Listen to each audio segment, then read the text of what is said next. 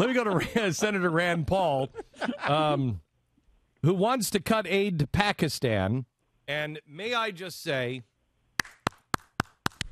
that's not actually a word, but... Is that the sound of one hand clapping? That's four hands clapping.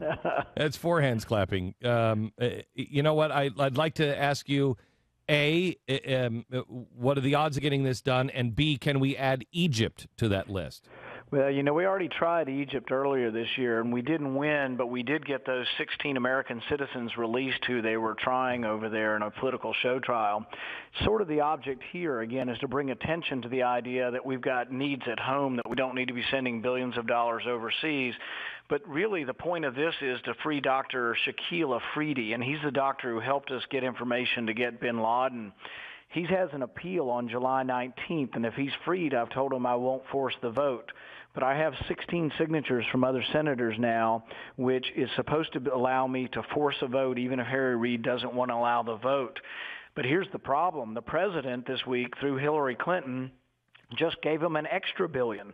We give them $2 billion in foreign aid. She found an extra $1 billion in the Defense Department, and it's like, I thought we were having trouble with the sequester and defense and military spending. She just took an extra $1 billion out of the Defense Department and gave it to Pakistan. What is happening, Rand? You look at the president just had in the Oval Office Muslim Brotherhood. Then he brought in a terrorist, a guy who's on our watch list for Homeland Security, and met with him about freeing the blind sheik. He's inviting the guy who is calling for Sharia law and a caliphate, who's the new president of Egypt. Look how this doctor that you're trying to get freed. They sold him down the river. He helped him, and then they turned him over. Well, and here's the question, is how did his name become public?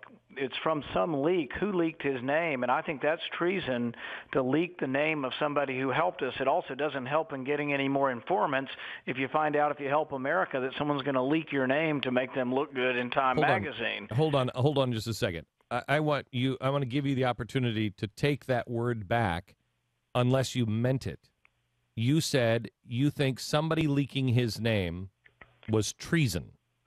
I think if you leak the name of an informant, that would be treason. I don't know who did leak the name, but I would say that if you leak the name, if I work for the CIA or I work for the military or I'm a U.S. Senator, I'm privileged to information occasionally.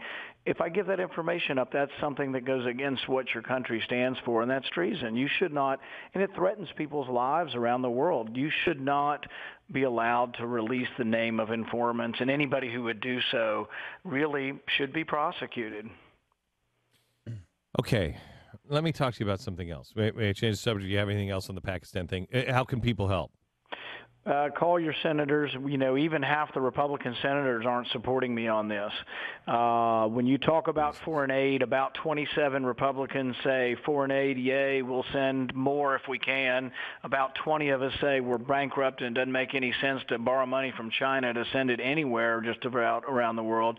And that's where it breaks down. So we can't even win the Republican vote. Can I ask you, for Egypt, I know you did this earlier, but now we know the Muslim Brotherhood is in charge. Now we know that everything, the BBC has admitted it, the New York Times has admitted it, that we need to reevaluate our friends. Now you have the left in the New York Times and the BBC coming out and saying, wow, we were wrong on this. You now have evidence that these guys are enemies of Israel, enemies of the United States. They're going for Sharia law. You can't bring that up again? Well, we will. But the interesting thing is when you poll this with the American public, 80% of the American public would cut off aid to Egypt tomorrow. I'm one of them. But when you poll this in the U.S. Senate, 80% of the U.S. Senate wants to continue foreign aid. So don't really care. Honestly, Rand, I don't care about, and neither do the American people. We're so done with the American Senate. We're so done with the American House. We're so done with the White House. We're so done with it. We want people to listen to us. How can we convince people like you to show us the path to be able to get these things done? Well, you don't have to convince me. I'm fighting every day for the votes. But no. I'm saying, how do we convince you to show us how to do it, just to bypass these crazy clowns in power right now, and mobilize the power of the American people to show them Who's in charge? Well, if you have 100,000 people show up in Dallas at the end of the month, that'll send a message. We need a rally in Washington of 100,000 or 200,000 people again like we had in 2009. If those rallies come again, they're saying the Tea Party's dead, the movement's dead, everybody's content with their government now. If we have 100,000 people on the mall in September saying we can't send millions and billions of dollars overseas to the Muslim Brotherhood, I think you'd see a transformation up here, and you might see some changes in the election. But people have to get out of their comfort zone, off their sofa, out from behind their TV, and they have to come to these rallies again.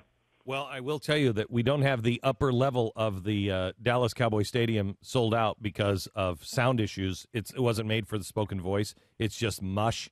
But we have the field sold out, and all of the other levels, except for the very top, completely sold out of Dallas Cowboy Stadium. And I guarantee you, Rand, that's never been done before. Nobody has ever done this before.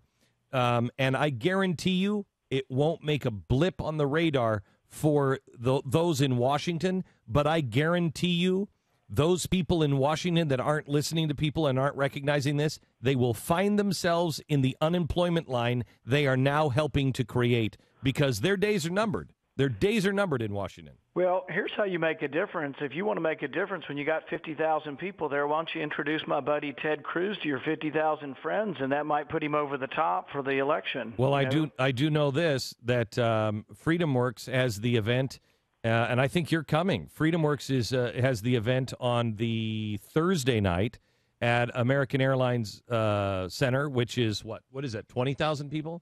Yeah, right around there. And Ted is going to be introduced there, and he's going to speak there, and I think you are. The event on Saturdays. I'm supposed to be there if the voting permits. I'm supposed to be there. But Right. You're right. You can make a difference.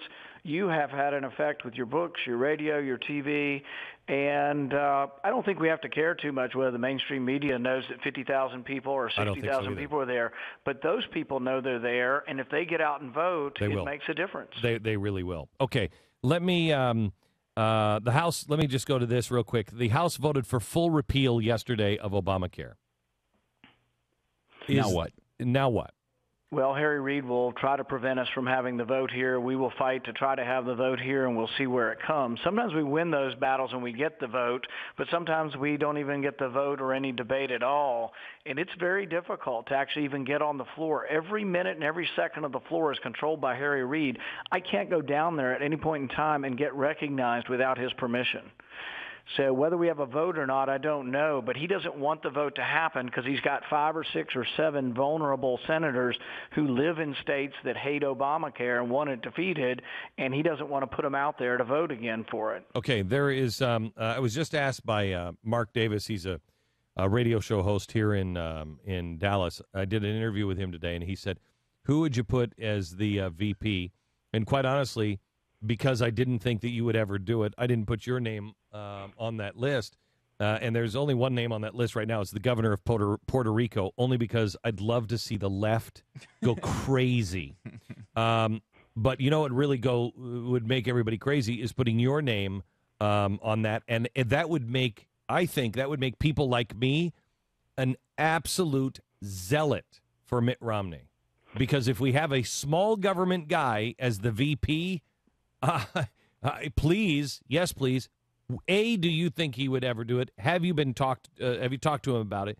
And would you do it? You know, I've had a private conversation with him a couple of weeks ago, and we didn't talk specifically about that. But what I would say is that I think that it is important to energize your base. The base of the Republican Party are conservatives, small L libertarians, those who believe in limited government.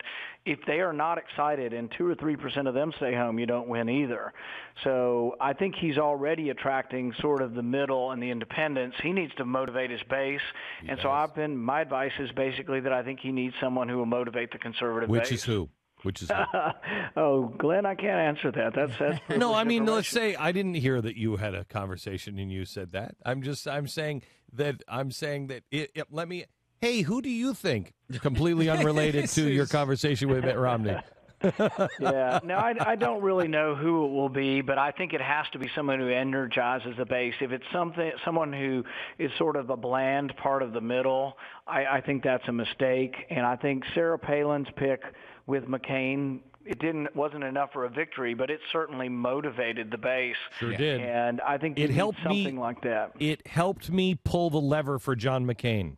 I wanted to hang myself pulling the lever for John McCain.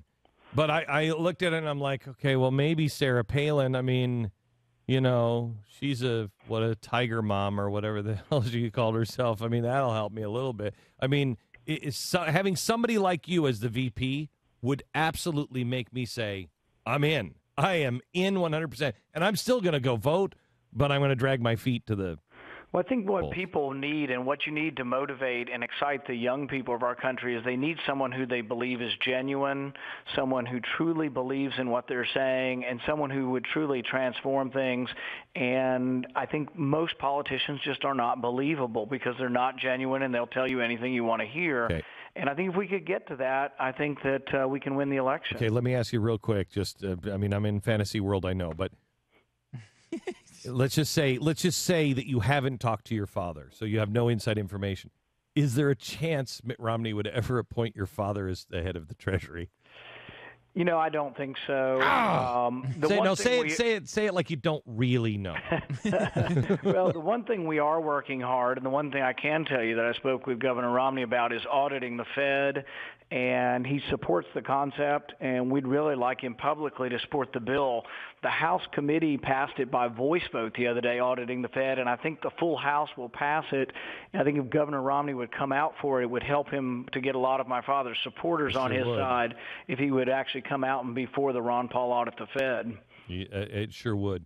Okay, thank you very much, Rand. I appreciate all your work. I appreciate the fact that you are one of the good guys, and you're standing against all odds. And I hope that you retain your soul being there in Washington, and you remain the guy who you really are. Thanks a lot, Glenn. You bet. Bye-bye.